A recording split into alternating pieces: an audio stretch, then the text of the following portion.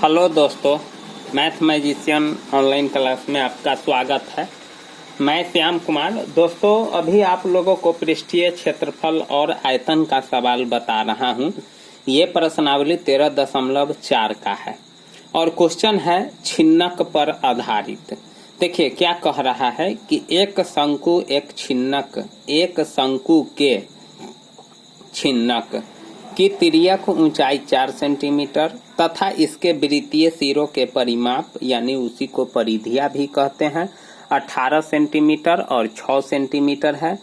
इस छिन्नक का वक्र पृष्ठीय क्षेत्रफल ज्ञात कीजिए। तो दोस्तों, आप छिन्नक समझते हैं किसको कहते हैं? तो छिन्नक, देखिए छिन्नक जो होता है, जैसे मान लीजिए कि ये शंकु है, ये क्या है? शंकु है, ठीक ना दोस्तों? यही शंकु है, आप जानते हैं, स्पष्ट है। या तो इसको आप नीचे की तरफ बना सकते हैं या नहीं तो दोस्तों आप इसको ऊपर की तरफ भी बना सकते हैं। ये शंक्वाकार आकृति है, ठीक ना? इस प्रकार का आकृति कुछ भी हो सकता है। जैसे होली में जो आप टोपी पहनते हैं उसका आकृति भी शंक्वाकार होती है। जो आप आइसक्रीम खाते हैं दोस्तों वो भी शंक्वाकार होता है, ठीक ना? तो यहाँ इसको हम यानी काट देते हैं कुछ भाग। दोस्तों क्या करते हैं? काट देते हैं। देख रहे हैं ना, यहाँ से काटे तब चाहे यहाँ से काटे।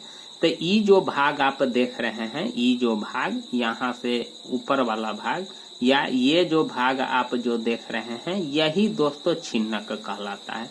तो जब आप काटिएगा तो यहाँ से भी ये आकृति भी आपको वृत्ताकार ही दिखाई पड़ेगा, नहीं दोस्तों?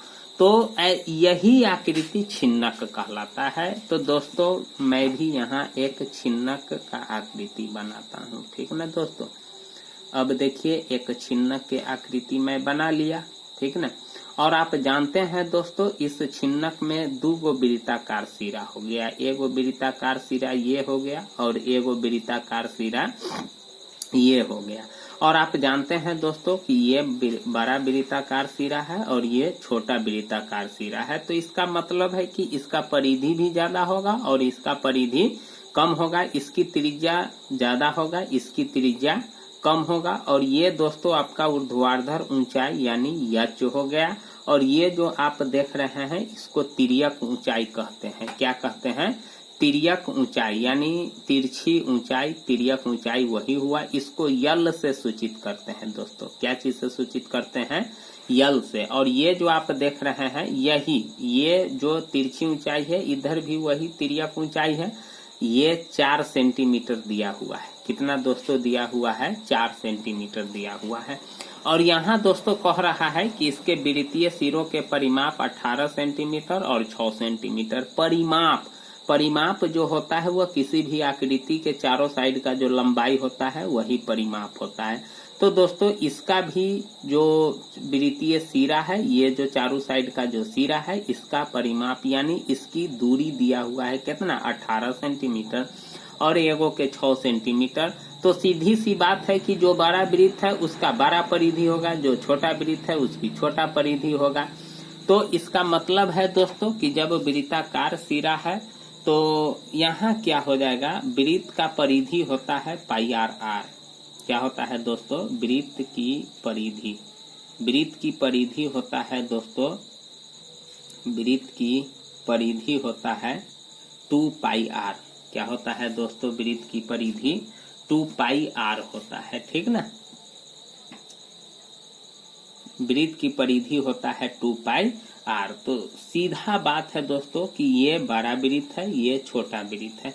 तो एगो के हम आर जो, जैसे देखिए यहाँ भी 2 पाई आर होगा, यहाँ भी 2 पाई आर होगा। तो यहाँ बड़ा आर होगा, नहीं 2 पाई आर बराबर कितना हो जाएगा दोस्तों? 18 सेंटीमीटर, ठीक ना? तो हमको तो त्रिज्या की जरूरत है। तो चलिए ठीक है, मैं यहाँ से आर निकाल लेता हूँ, ठीक ना दोस्तों? क्या कर लेते हैं? आर निकाल लेते हैं। चलिए ठीक। तो क्या हो जाएगा जब आर निकाल लीजिएगा? तो यानी 2 पाई इधर आएगा तो गुना के रूप में है, तो 18 में 2 पाई से भाग हो जाएगा, 2 से कट जाएगा, 2 × 18 यानी 9/पाई। ये आपका बड़ा आर हो गया। चलिए ठीक है। फिर दोस्तों यहाँ देखिए 2 पाई आर बराबर क्या हो जाएगा 6 सेंटीमीटर हो जाएगा। नहीं तो यहाँ से भी दोस्तों आर निकाल लेते हैं 6/2 पाई, 2 6 यानी क्या हो जाएगा 3/पाई सेंटीमीटर। नहीं दोस्तों तो देख रहे हैं कि ना परिधि से हमने आर निकाल लिया, बड़ा आर भी निकाल लिया और छोटा आर भी निकाल लिया, और यल दोस्तों आपको दिया हुआ है कितना 4 सेंटीमीटर। तो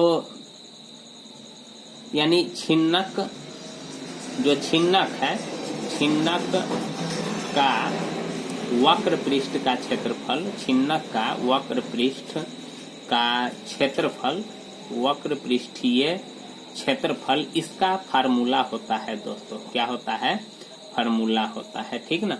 और फार्मूला क्या होता है दोस्तों pi into r plus r, क्या होता है pi into r plus r, ठीक दोस्तों। चलिए ठीक है, अब मान यहाँ रखते हैं, ठीक ना।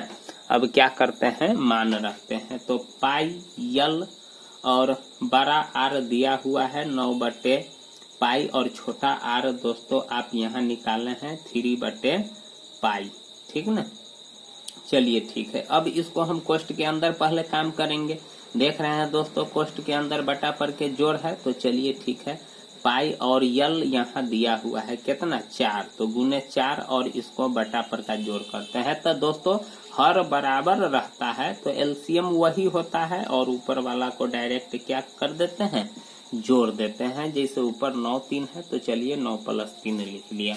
आप भी दोस्तों जब बटा पर के जोड़ कीजिएगा हर दोनों का बराबर हो तो एलसीएम भी वही हो जाएगा, और सोझे ऊपर वाला को जोड़ देना है। जैसे यहाँ 5 यहाँ 5 तो 5 और 9 + 3 या 8 4 रहता तो 8 + 4 जो हो दोस्तों।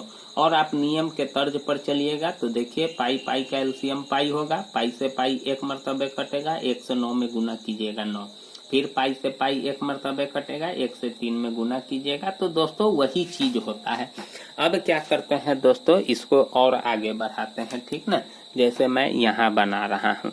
चलिए ठीक है, अब क्या करते हैं दोस्तों यहाँ 4 पाई हो जाएगा, नहीं गुना करेंगे तो 9 और 3 12/पाई हो जाएगा, गुना है पाई से पाई आपका कट जाएगा, 12 चौका 48 सेंटीमीटर स्क्वायर। यही दोस्तों इसका आंसर हुआ छिन्नक का वक्र पृष्ठ का क्षेत्रफल। तो दोस्तों इस प्रकार से किसी भी छिन्नक का या छिन्नक के आकार का जो भी आकृति हो, जैसे टोपी हो, बाल्टी हो या जो भी हो दोस्तों, सारा चीज का पृष्ठीय क्षेत्रफल इसी प्रकार से निकालते हैं दोस्तों। तो आपको अच्छा लगे तो प्लीज चैनल को जरूर सब्सक्राइब कीजिएगा, लाइक कीजिएगा, कमेंट कीजिएगा दोस्तों, और दोस्तों के साथ आप अपना शेयर भी कीजिएगा। थैंक यू दोस्तों, वेरी ऑल द बेस्ट।